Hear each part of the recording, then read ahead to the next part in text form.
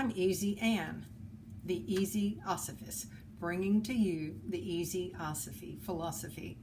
I want your life to be easier. So let's start it. Let's start right now making an easier life. And we're going to start that with the breath. Just breathing in and breathing out, breathing in and out through our nose. And you just continue to breathe as I speak, breathing in. Big, deep belly breath and breathing out. The breath, the prayer of the mystics. The breath has got to be a prayer for ease because it makes us feel safer. The breath makes us feel lighter. The breath slows our mind down.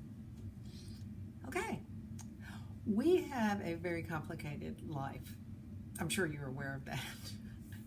And I have a story to illustrate that. And it's a story about a man who asked a certain teacher if he would take him on as his meditation disciple. And the teacher said yes. And so he worked with him. And then he said, well, you're ready for a more advanced stage.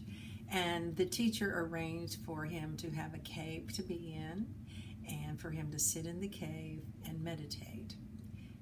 Oh, the disciple was so excited about it. So he follows his teacher, his guru, up to this place, this cave, and he goes in the cave. And his teacher bids him farewell, namaste. Teacher goes off, and the man begins to meditate. Well, he only has a loincloth, and he's sitting in the cave. And it was arranged that someone would bring him food every day. But about the third day of him meditating, there seemed to be a little rat in there that was gnawing on his clothing, and it was scampering around, and he couldn't pay attention. So he thought, okay, well, I can solve that problem. I'll get a cat. So he got a cat, and that worked well with the rat, but the only problem is that then the cat needed to be fed. And he said, well, I don't have any food for the cat. He said, I guess I'll just have to get a cow.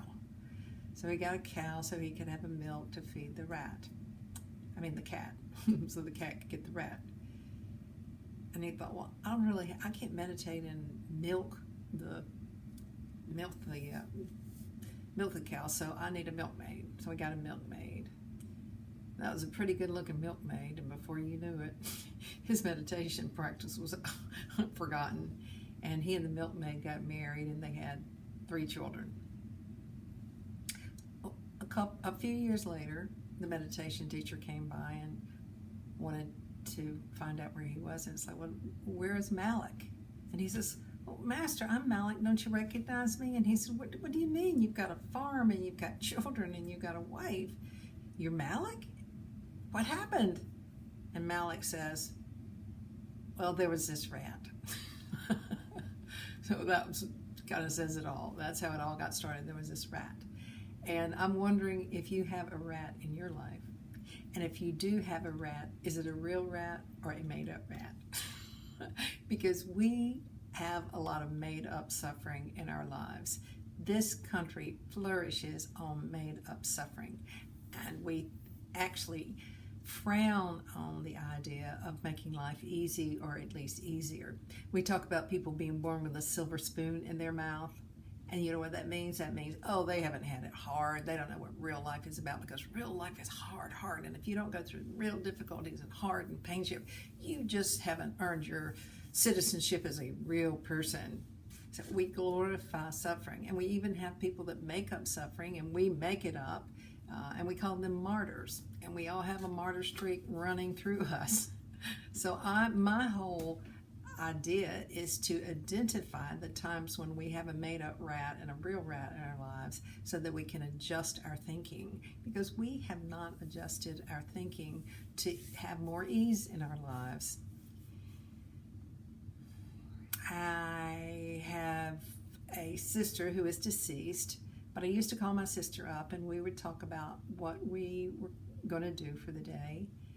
And we had battling to-do list, and she always won. Her to-do was always worse.